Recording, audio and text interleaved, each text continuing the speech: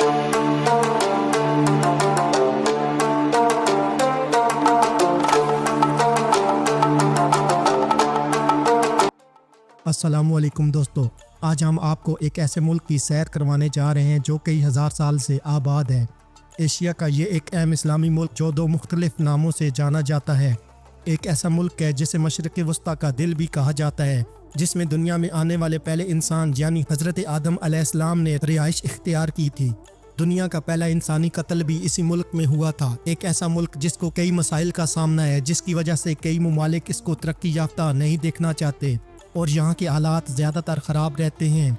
जिस मुल्क के हालात को क़यामत की निशानियों से मंसूब किया गया है, ये वही सरज़मीन है जो दुनिया की इब्तिदा और इख्तिताम के लिहाज से बहुत ज़्यादा अहम है। इब्तिदा यानी हज़रत आदम अलैहिस्सलाम की यहाँ पर आमद और क़यामत के करीब हज़रत ईसा अलैहिस्सलाम दमिश्क की एक मस्जिद में अल्लाह के हुक्म से आएंगे। शाम मगरबी एशिया में वाक़या एक छोटा सा इस्लामी मुल्क जिसका मुकम्मल और सरकारी नाम सीरियन अरबिक रिपब्लिक है। इसे इंग्लिश में सीरिया भी कहा जाता है। इसके मशरिक में इराक, मगरिब में बहर रोम, शुमाल में तुर्की, जनूब में उर्दन, जनूब मगरिब में इसराइल, लेबनान और फ़लस्तीन की सरहद वाक़या है। इस मुल्क की 74% आबादी मुसलमान है, जिनमें 64% सुन्नी और बाकी शिया मुस्लिम हैं। दीगर मजहबी अकायद में ईसाईयत और यहूदी मज़हब के पैरोकार यहाँ पर आबाद हैं। इस मुल्क में लोगों की औसत उम्र 75 साल है, जिसमें मर्दों की औसत उम्र 74 साल और ख़वातीन की औसत उम्र 77 साल है। ये मुल्क वक्त के लिहाज से पाकिस्तान से 3 घंटे पीछे है और ये मुल्क पाकिस्तान से 2873 किलोमीटर की दूरी पर वाक़या है। मुल्क का सबसे बड़ा शहर और दारुल हुकूमत दमिश्क है। दमिश्क शहर को दुनिया का कदीम तरीन शहर होने का एजाज़ भी हासिल है, क्योंकि ये वही शहर है जिसमें दुनिया के सबसे पहले इंसान हज़रत आदम अलैहिस्सलाम ने रिहाइश इख्तियार की थी और इसी शहर में दुनिया के सबसे पहले कत्ल की रोदाद लिखी गई थी, यानी हज़रत आदम अलैहिस्सलाम के बेटे काबिल ने हाबिल का कत्ल भी इसी शहर में किया था। सरज़मीन शाम पर बहुत सी अज़वाज मोहतारात, आले रसूल और आशिकान रसूल के मज़ारात मौजूद हैं। दमिश्क शहर के करीब एक वादी में हज़रत हबीब अलैहिस्सलाम का रोज़ा मुबारक भी मौजूद है। दमिश्क के अलावा हलब और हमा मुल्क के बड़े शहरों में शुमार होते हैं। दोस्तों, शाम का कुल रकबा 1,85,180 किलोमीटर है, जो रकबे के लिहाज से दुनिया में 89 नंबर पर आता है। शाम 2,50,00,000 अफराद की आबादी पर मुश्तमिल मुल्क है। आबादी के लिहाज से ये दुनिया में 60वें नंबर पर आता है। इस मुल्क की करेंसी को सीरियन पाउंड कहा जाता है। शाम के ज़्यादातर लोग दरियाए फ़रात, साहिल समंदर और पहाड़ों के दरमियानी ज़रख़ेज़ ज़मीनी मिट्टी में आबाद हैं। दोस्तों, अगर यहाँ के मौसम की तरफ नज़र दौड़ाई जाए तो यहाँ का मौसम गर्म और खुश्क है। यहाँ पर सर्दियाँ बहुत कम अरसे के लिए आती हैं और कभी कभार बहर रोम और लबनान की सरहद के करीबी इलाकों में बर्फ़बारी भी हो जाती है। सीरिया का ज़्यादातर हिस्सा बंजर है और 1/3 ज़मीन काबिल काश्त है। मुल्क का काबिल ज़िक्र दरियाए फ़रात है, जो मुल्क के मशरिक में बहता है, जिसमें मुल्क का शुमाल मशरकी हिस्सा जो अल जज़ायर कहलाता है शामिल है। इसके अलावा पानी के बेशतर ज़राए तुर्की के कंट्रोल में हैं, क्योंकि ये पानी तुर्की से बहकर आता है। यहाँ के बड़े शहर ज़्यादातर साहिल समंदर के करीब वाक़या हैं, जो कि लबनान की सरहद के करीब वाक़या है। 2008 में एक अमरीकी इदारे की रिपोर्ट के मुताबिक 18 लाख के करीब पनाह गुज़ीन इस मुल्क में रिहाइश पजीर थे, जिनमें सबसे ज़्यादा तादाद फ़लस्तीनी और सोमाली पनाह गुज़ीनों की थी।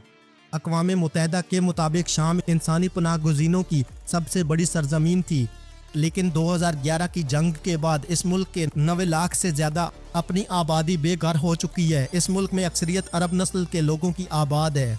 शाम से बाहर यहाँ के लोगों की सबसे ज़्यादा तादाद ब्राज़ील में आबाद है।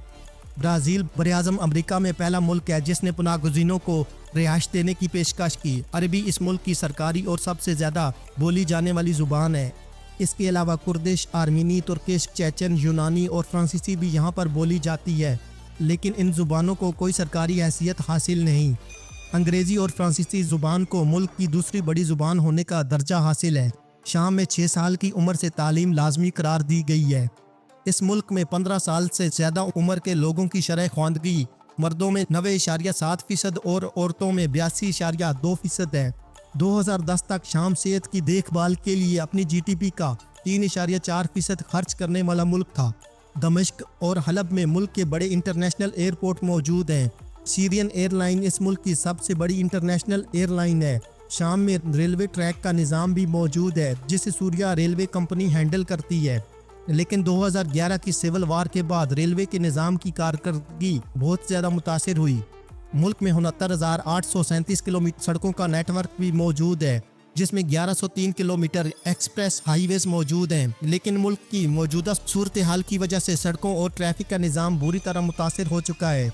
اس وقت اس ملک میں بے روزگاری کی شرح 50% سے بھی زیادہ ہے۔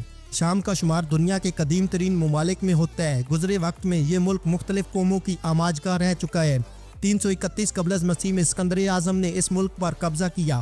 رومی سلطنت کی تقسیم کے بعد شام مشرقی روم کا حصہ بنا۔ 7ویں صدی عیسوی میں عربوں نے سلطنت پر اسلام کا جھنڈا لہرایا اور یہ سرزمین اسلام کا گہوارہ بن گئی۔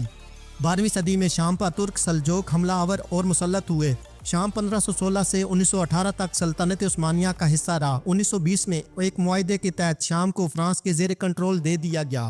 1914 میں پہلی جنگ عظیم کے دوران برطانیہ اور فرانس نے اس ملک پر قبضہ کر لیا اور موجودہ لبنان، جو اس وقت شام کا حصہ ہوا کرتا تھا، اسے شام سے علیحدہ کر دیا گیا۔ 1944 میں شام نے مکمل آزادی حاصل کر لی۔ 1958 میں مصر اور شام کی یکجہتی کی بدولت متحدہ عرب جمہوریہ کا قیام عمل میں آیا۔ 1961 میں فوجی بغاوت کی وجہ سے فوج نے متحدہ عرب جمہوریہ سے اپنا تعلق ختم کر دیا اور 1966 میں فوجی حکومت کا تختہ الٹ دیا گیا۔ 1966 میں شام اسرائیل جنگ میں شام کو اسرائیل سے شکست کا سامنا کرنا پڑا۔ اسرائیل نے ملک کے جنوب مغرب میں واقع گولان کی پہاڑیوں پر قبضہ کر لیا۔ 1971 میں جنرل حافظ الاسد ملک کے صدر منتخب ہوئے اور سن 2000 تک ملک کے صدر کا عہدہ سنبھالے رکھا۔ سن 2000 میں حافظ الاسد کی وفات کے بعد اس کا بیٹا بشار الاسد ملک کا صدر منتخب ہوا، جو سن 2000 سے 2024 تک ملک کا صدر رہا، جو حال ہی میں باغی فورسز کی کامیابی کے بعد ملک چھوڑ کر فرار ہو گیا اور اسے مجبوراً اقتدار منتقل کرنا پڑا۔ حافظ الاسد اور اس کے بیٹے بشار الاسد کی حکومت کا تختہ الٹنے کے لیے کئی بار احتجاج کیا گیا اور ان احتجاج کرنے والوں کو باغی قرار دے کر حکومتی فوج نے اس بغاوت کو کئی بار کچل دیا تھا۔ سیریا دنیا کی قدیم تہذیبوں کا مرکز رہ چکا ہے۔ دنیا کے قدیم ترین سامی اقوام اور زبانوں کے آثار سیریا سے ملتے ہیں۔ یہ دنیا کی قدیم ترین آباد ملکوں میں سے ایک ہے جس کو مسلمانوں نے فتح کیا۔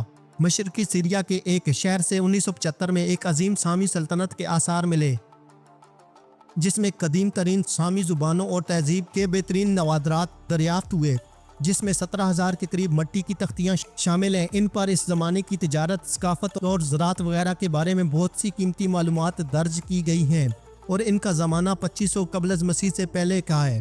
کھیلوں پر روشنی ڈالی جائے تو سیریا میں سب سے زیادہ مقبول کھیلوں میں فٹ بال، باسکٹ بال، سوئمنگ اور ٹینس شامل ہیں۔ یہاں کی صنعت میں دستکاری، سلک کا کپڑا اور چمڑے کی پیداوار شامل ہے۔